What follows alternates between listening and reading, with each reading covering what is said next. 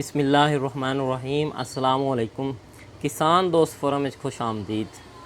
अज असी जानवरों की बीमारी मिस्टाइटिस थना ते हवाने के मुतलिक उनके इलाज के मुतलिक गल करांगे जी कि जानवर दा अगर हवाने ते सोज आ गई है, जानवर का हवाना सुरख हो गया है या जानवर का हवाना पत्थर तरह हो गया है, अगर उनके बल आ गई है तो असी केड़ा मरहम या केड़ी दवाई इस्तेमाल करांगे जिहड़ी फौरन रिजल्ट देवे।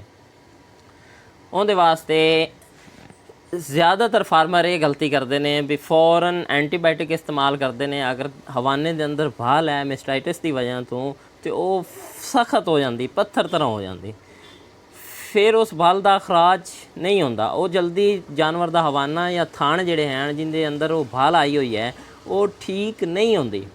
तो उस तो पहले करना की चाहिए है भी जानवर का जो हवाने के अंदर भाल है, जानवर का हवाना सख्त है या जख्म है या सुरख होया है या जानवर थना नूं हथ नहीं लाण दिंदा, जानवर नूं तकलीफ होंदी है, जानवर का हवाना या थान इतने खराब हो गए ने तो उहदे विच जादुई असर रखने वाली दवाई इलीमी ऑइंटमेंट असी ये इस्तेमाल करांगे।